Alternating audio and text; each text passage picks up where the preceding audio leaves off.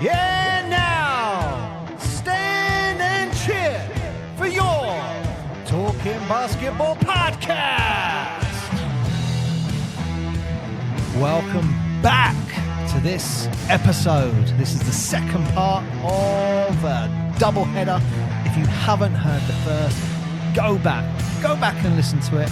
If you can't be bothered, that's all right. Just keep listening to this one, and hopefully you enjoy it. And don't forget, like and subscribe. I hate it when people say that. I'll be able to hear now. But it's interesting hearing it from, well, you know, we've had it from a player perspective, we've had it from the chairman perspective now, like the financial impact of you know, not coming in. It's that and it looks like disappointment, we're getting the coach Dan's potion. Big Dan How coming exciting! This will be Dan's second appearance on the podcast. in. Two-time microphone attendee. Yeah, and I'm going to try and get this guy over here. Here we got Dan. Do you want his headphones? Yeah, you can use them up. Dan, how you doing, mate? How you doing?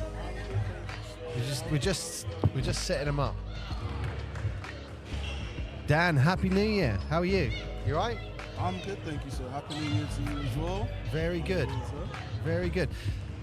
Dan, we've heard about today from a player's perspective and how disappointing it can be to not have a game. We've heard it from a chairman about the financial side of impact of a team not turning up. What's it like from a coach? As a coach, it is annoying, just because we went through the process of, okay, can we slowly start to build the guys back up? Because a lot of people, as usual, over the Christmas, New Year period, they don't touch a basketball as much as they would have liked to. So we try to ramp things up on Thursday and yesterday in preparation for today. And there's a whole build-up. And then to not have the game is kind of like okay. There's the plus sides of we get an extra week of reps, practice to get a lot sharper, moving forward and whatnot. We still got the win, but I would have liked to have still played the game. Yeah. And like we were just saying, our understanding is like you're going to get what, 20-0? Yeah. And that could have an impact. Like we missed out on playoffs by 11 points. Like if we missed out on playoffs by 1 point, we're going to be looking back at this game going, hang on, this is impacting us here. Yeah. I like to try and play it maybe not optimistically, but look at both sides. That we could also say that this could have been a tough game. I'll be respectful. It could have been a tough game, so it might have been closer than that. But What was your expectation for the game? So, to be honest, we'd been playing really well pre-Christmas, and I was actually really looking forward to another really good performance from us. Do you think you'd have got not just a win, but a more than 20-point win? That I can't say. Yeah. Because Kent, who was supposed to play, they've had some up and down scores this season. They beat one team that we thought was pretty good, and then they lost to another team that we didn't think was very good. So they've been very up and down this season. So it could have gone either way. However, I was pretty sure that we were going to put on a pretty good performance because the guys were feeling good. I was feeling good after I practiced yesterday. So, but as you'd have it. It's definitely disappointing for you guys and everyone's where you, like you say, you're hyped up, ready for it, and then it just gets pulled at the last minute. 100%. That is tough indeed. So for the next game, is it what do you do now? Is it like reset and focus on the next game, or is there something specifically different you do? We just go again, really. We've got practice again on Monday, and the plan is just to continue what we're doing. Right now, we're in the phase of, because we haven't played Kent yet, it wasn't really like a preparation for them kind of session. Yeah. It was just sharpening up on what we've previously been doing, getting everyone back up to speed, getting everyone comfortable again. Okay. So just be continuing to do that before we play again next weekend.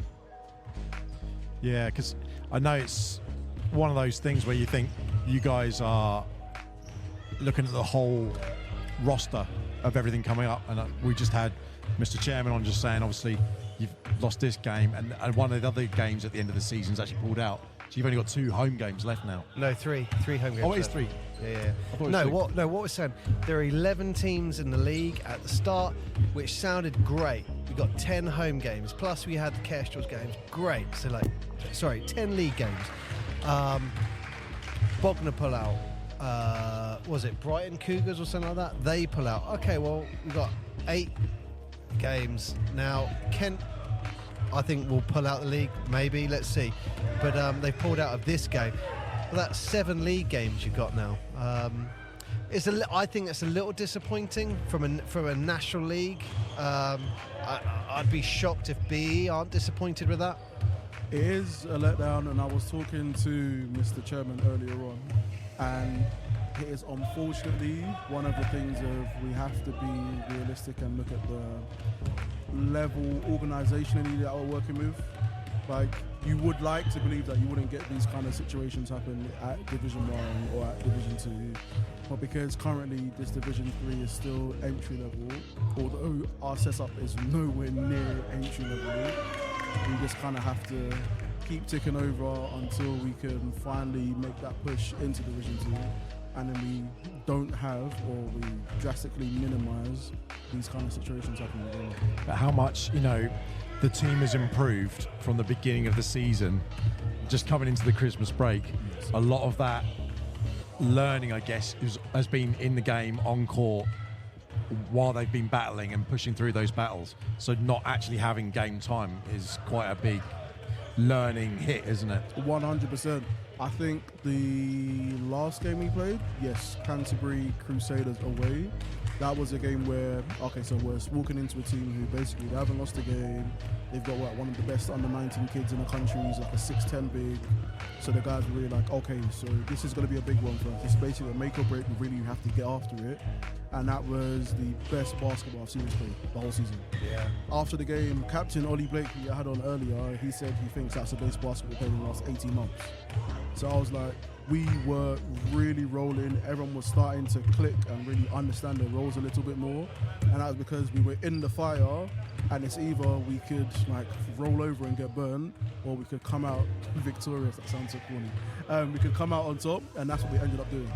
So the more opportunities we have like that, we're just going to be a lot better when playoffs come in. And you said when you were on the podcast with us before about new players coming through all the time. And Paul spotted one earlier, playing number 15. Lucas, we don't know his surname though. This is where I should be able to. No one knows his surname. I'm sure our amazing team manager, He Andy looks Rowlands, handy. knows it. Oh, yeah. He yeah, looks handy. Yeah, very much so. Well, he looks confident as well, and it looks like there's dynamic and chemistry between him and the other players already. Yes. The good thing with Lucas as well is that he's quite young, so we're hoping that things can go well for the second half of the season, and he might be around for a little while. He plays university basketball with some of the guys as well, so that's a plus. And we're slowly just trying to bed him in because we feel like he can add in a different dimension to what we do as well. So it could be fun. And look, just looking out here, I keep switching off a little bit because it is just very cool to look. And I love this about basketball clubs. I'm looking out, it's getting a bit quieter now, but the word community is just what is what stands out for me. That's great to see, yeah? I absolutely love it. The fact that we had a game cancelled last minute, less than 24 hours before it, and we've still had a really big, decent turnout of people coming to watch a kind of session, interact with the players, interact with other members of the community. We've got some of our junior players here. It's really nice for everyone to feel like, okay, yes, we are a basketball club, but we're also a community. We've got some of the older senior guys talking to some of our juniors about possible career progression and what they could do, different workouts, how to take care of their bodies and whatnot. It's really nice that we're actually developing a proper basketball community here in Portsmouth. Yeah, exactly. And you can see that just by looking around. Wow, Simon Olney Perkins calling a travel on a 10-year-old. Crazy. He's not having any of that. I never knew he did his reffing course. That's He's good. No basket, Be travel. absolutely ruthless. Yeah, travel. Sorry, no. Oh dear. Teach them while they're young. Well, so who's up next? I don't have any fixtures in front of me. Who's up next? So I think. No. I'm talking away, Mark. So I know we got Brighton at home at the end of the month. Then And then Crawley Storm. Crawley in February, and then you got the Canterbury game back in March. But For Canterbury.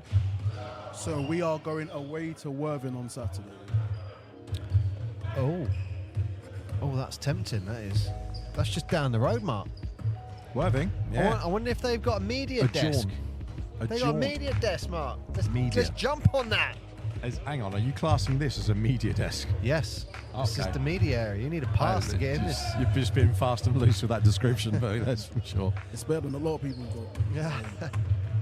Well, yeah. I mean, okay, so that should be a good game. So really, I mean, all eyes are on Crawley. I mean, look, we're being realistic now. We've got 2 losses. We're kind of being realistic with this, but all eyes are on Crawley. All eyes are on Canterbury, really, aren't they? Yep. And Crawley are fairly dominant. I mean, they haven't lost, and they got, what was it, 3 or 4 pretty strong players. You know, they're probably going to get at the top of the standings, right? We're expecting Crawley to get top spot. That's what you'd expect. However, I would also not be surprised if we were able to come in and shake things up a lot. Wow. Like, definitely shake. I know that's like a big statement, and I don't like to throw things out there without any substance behind it, but genuinely, the way how we've been playing the last couple of games, I don't see why we can't have a very successful second half of the season. Wow, look, coming from the coach, that's what you want to hear. That's what you want to hear, Mark, going into 2024. That's right, absolutely. You want a nice positive message. Everyone start off strong. It's just a shame we couldn't have a home game here. But well, I think everyone's quite gutted. That I know a lot of people who are coming to the game and they were just like, "Oh, I'm so pumped for that."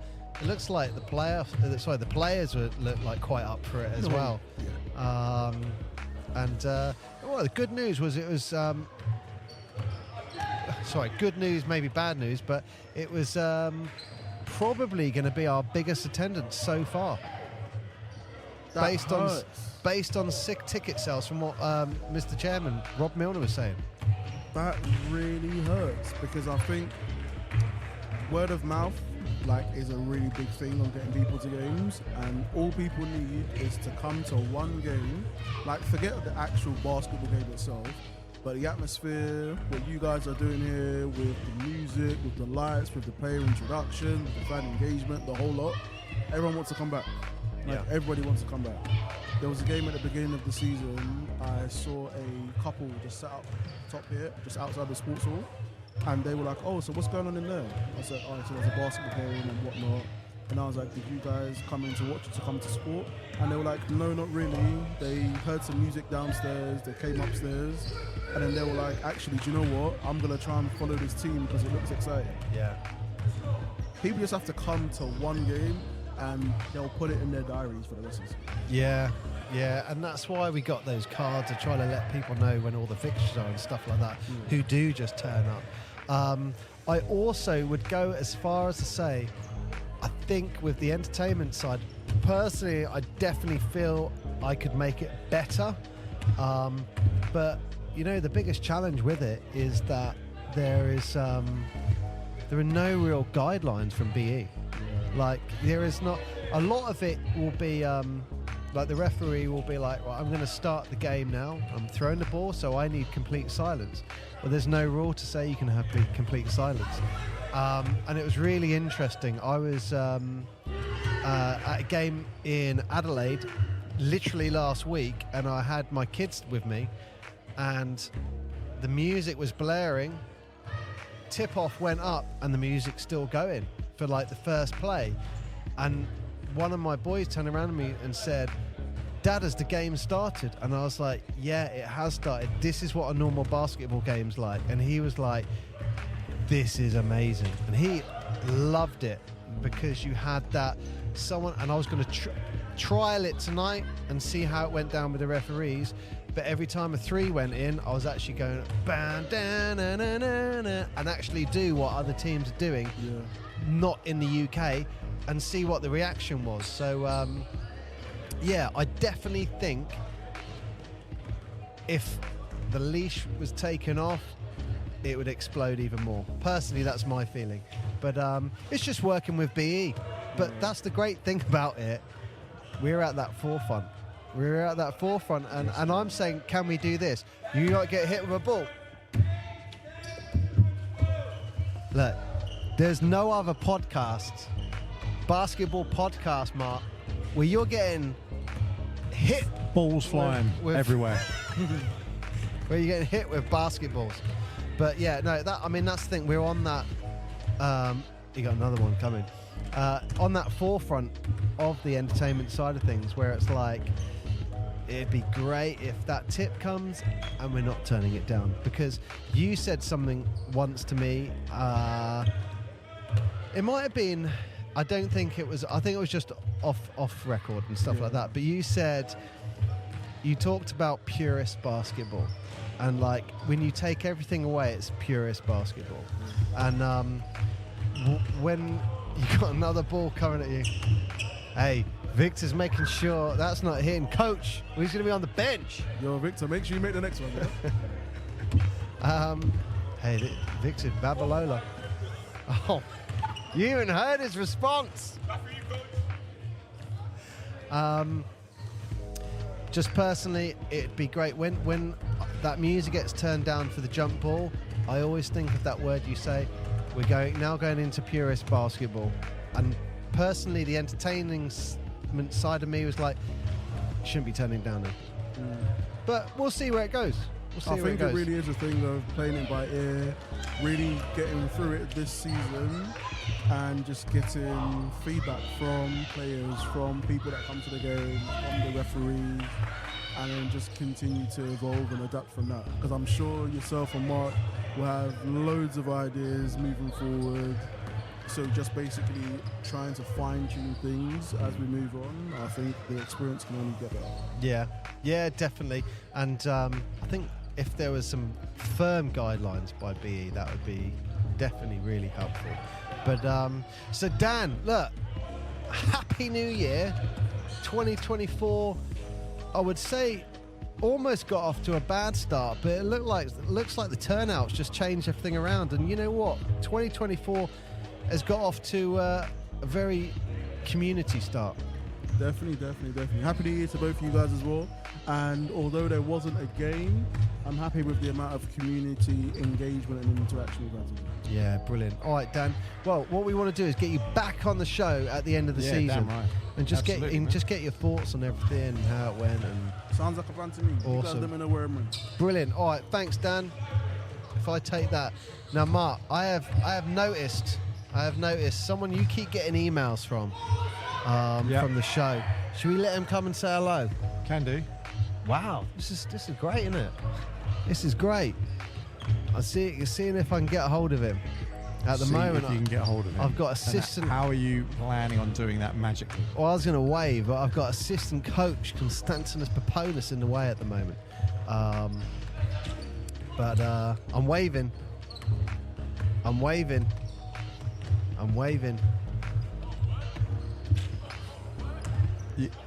Yeah, it's an interesting look. Paul's just sat here waving. It's kind of like if you go somewhere and like your nan's in the crowd and they're waving at you and you're like, please don't do that. Can you stop doing it?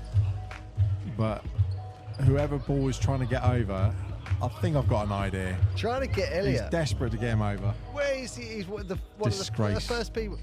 I'm trying to get Elliot. Yeah.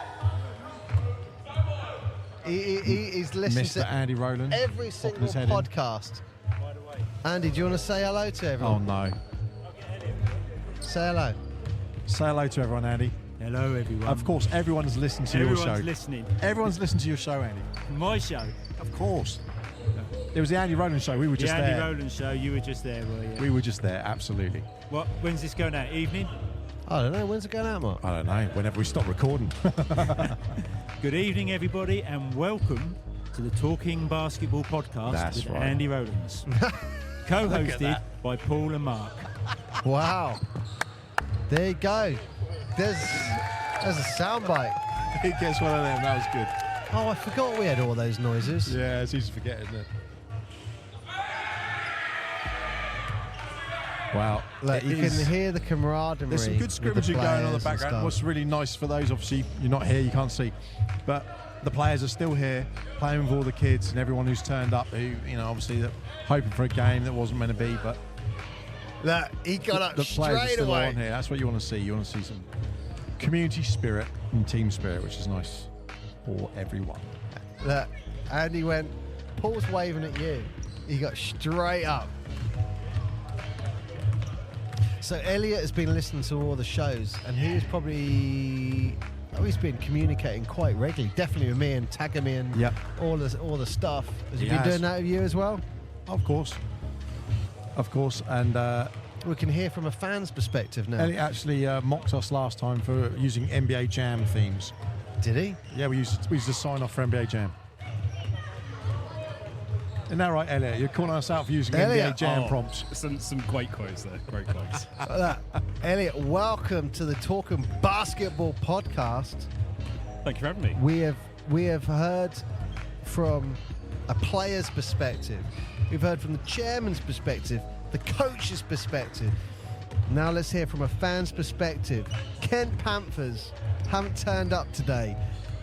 How are you feeling? It's a letdown in one way, but I think what we've managed to put on this evening is a great consolation for the fact that we haven't got a National League game, but the kids, the players from the team, everyone getting together and showing what our community, what our club's about. Yeah, I think that's the key word that kind of keeps coming up is community, isn't it? I'm saying dying down a bit now, but we still got like 50 people here, haven't we? And I'm not sure how much of the noise you can hear, but it's there's lots going on. Oh, your boy's through. Oh, this. That's a letdown. We'll slide over that one. No, I think it's been a great turnout. It's amazing to see how many people who would have been here for the game have still come along to see what's going on with the kids, what's going on with the open training session that's been put on. It's really, really, really good. Yeah, no, I agree. It's just a little shame we didn't have, and I don't know this for sure, but it was really close. I think, I don't know, say close. I mean, chairman was fairly confident that we were going to break a attendance record tonight. Oh, as really? well. Was it Yeah, that? yeah. I had heard that the ticket sales were going well during the week. When I was speaking to Chris West, he said that the ticket sales were looking good midweek. So yeah, it would have been nice to have a big turnout. But I'm sure our next game, which is the 27th, isn't it? 27th of January. Yeah. I'm sure that the tickets that are being rolled over for that game, if anything, will sell even more, and it'll be get ourselves that record attendance, get a really good atmosphere. Well, I mean, just for anyone listening, what the club actually did for this game was after Christmas. I'm sure we all know. I definitely know what it's like. First strings are tight. You have Christmas and you're just looking at your bank statement for the next 4 or 5 weeks, just going, oh, please, when's payday? Please. It's always a long month. You need a time machine, don't you, for those 4 or 5 weeks? But so what the club did is we had this game, and they said you can pay whatever you want to come in. If it's 1p, 10p, £1, you want to play £100, brilliant. But they're letting the fans come in and decide what they want to pay On a donation basis rather yeah. than set fee.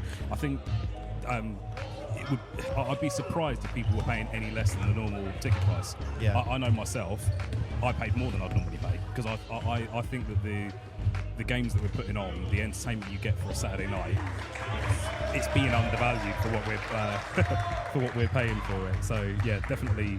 I think if anything, we may well have made more money for this game than they normally would have done for a standard Saturday night. Yeah. And I agree. So it'll be interesting to hear Rob's perspective, I guess, about the financials towards the end of the season and see, have we rolled with the punch? Okay, but yeah. So, Elliot, look, I get messages from you all the time. You are the most. What's the word, Mark? The most consistent contributor to the Talking Basketball podcast. Consistent and persistent. Just an annoyance, just that flea in your ear.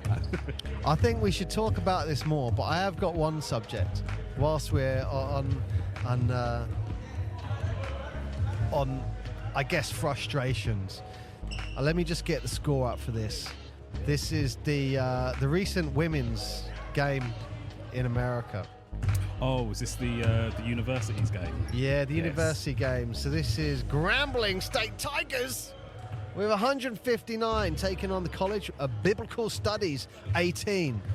I saw clips of this online. It's embarrassing, isn't it? It's embarrassing, but I don't understand, because as I understand, Grambling are a Div 1 team, like an NCAA team, and the College of Biblical Studies are a Div 2 team. but it's not even in the standard Div 2. It's in the I don't know, a completely different league. I don't understand the benefit for either team to have been playing the game the way that they did. It's a real strange one. Well, I don't know if this is true, but my understanding was Grambling State Tigers, they didn't play their first team, but some of their second and third team players. Okay, that makes So they sense. were going for it and really trying to break through into that first team. I don't know if that's BS or not, but I mean, they may have won, but they've lost in many ways as well, haven't they? Yeah, it's great. Yeah, I mean, Paul was saying yesterday when he was looking at it,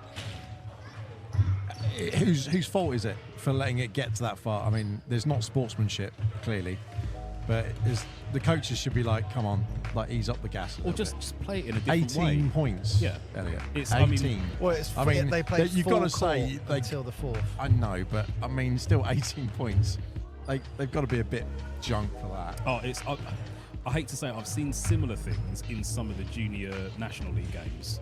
Not quite to this extent, but where teams are playing their best setup, or their best lineup, for all four quarters, playing half-court press, full-court press for three or four of the quarters. And just, I don't know, it's... I guess in our league, having the points scored as part of the standings has that effect that the team are thinking, right, we could beat this team by 50 points, but if we beat them by 100 and we finish second in the league, it's going to push us that, all. Yeah. Well, we saw what Very happened equal with the in-season tournament. Yes. Yeah. Exact same thing, wasn't it? Yeah, As soon as it was like, you got to play, all the teams were just going out for that point Trying to get that point differential up there as It best they did can. make it exciting. However, I would say when it comes to youth level, or maybe that level, I just think if you beat a team by 150, maybe they should just win 30. But they should give them 30-0. Or have like some sort of cut-off where when you get an advantage of, say, 50 points, it stays at that 50 points regardless of what the final score is. Yeah, I mean, the other thing is I did think that they could do is take away the point, the point difference having any effect, and then just say, right, if two teams are tied, it goes on the results of those two teams. Almost like a countback tie. And Between and each if other. it's still tied, I mean, that's going to be unrealistic. Then maybe go to points against or something. No, Points I don't know. conceded. You're then going but you into can also that do the thing points that against the still team encouraging, that isn't it? you are going head-to-head against Yeah, as well. yeah, That's yeah. probably no. that's the best one, isn't it? That's what I How was going to you say. performed against the person that you're tied up with. Yeah, but if it's still tied, you then go to the next team down the league. So Yes, let's yeah, say yeah, it's yeah, first and second. Okay, and then what your results were against third? Yeah, that rather makes than sense.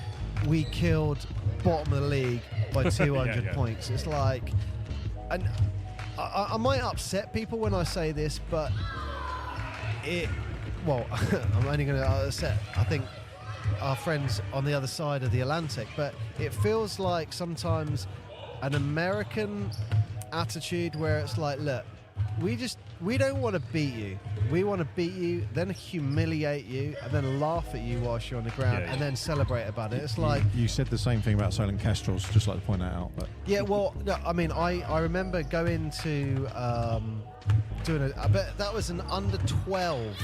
An under 12 tournament. You were there, Elliot, weren't you? I heard one of the kids. This was, in fact, I think it was a league game this year. I won't name the team. I don't think I need to. But yeah, there was a kid prior to the game saying, "We're not only going to beat you, we're going to humiliate you." And that shouldn't be the attitude of an under 14. I think it was under 14s, an under 14 kid. That shouldn't be the way that they're thinking about a game. It should be going out there to, yes, you want to win the game, but you want to enjoy the game, and you want your opponents to enjoy the game, not just go out there to put somebody off playing basketball. It's about getting kids involved and allowing them to develop and become players in the future. If you end up demoralising somebody that young, are they going to continue playing? Yeah. Are you going to put them off? I think the coach has got to take some kind of responsibility as well. 100%. I mean, like, if you were the coach, it'd be like, guys, let's not play full court press. Just ease up. Just ease up. Like, do they go, we scored by 140 points? Do they go home and say how amazing they are? It's like... I really don't think so. It's a lot of these things are, they won that game by however many hundred, but it's only going to matter when it comes to the end of the season, isn't it? When it comes to that points differential, that individual game, they didn't need to win by that. So try something out. If there's something that you've been doing in training that's not been working, or has been working particularly well that's different, try it out in the game. Something that you wouldn't necessarily do. I think the only way it will work is if the league isn't decided on points and stuff. Now you can probably hear the silence that has just happened. Everyone's come in to the centre of the court and given a couple of things away. Wow, player gave away a New York Knicks top. Where did that come from, Mark? What, Knicks top? That's a Knicks it's probably in the t-shirt he bin just gave somewhere, away. wasn't it? If it's a Knicks top. What are you talking about? It's the Knicks. One of the biggest franchises ever. Yeah, they haven't won anything in like 40 Don't matter. years. They're the biggest franchise ever. Anyway, Elliot. That's a whole show. Elliot, thank you for all your contributions. Oh, thank you very much. We will Keep 'em continue to bring them up. I'll keep pestering you. Here we go. We're signing off, by the sounds of it, on this Portsmouth. Oh, it's someone's birthday. It is a birthday. Let's give them a round of applause for their birthday.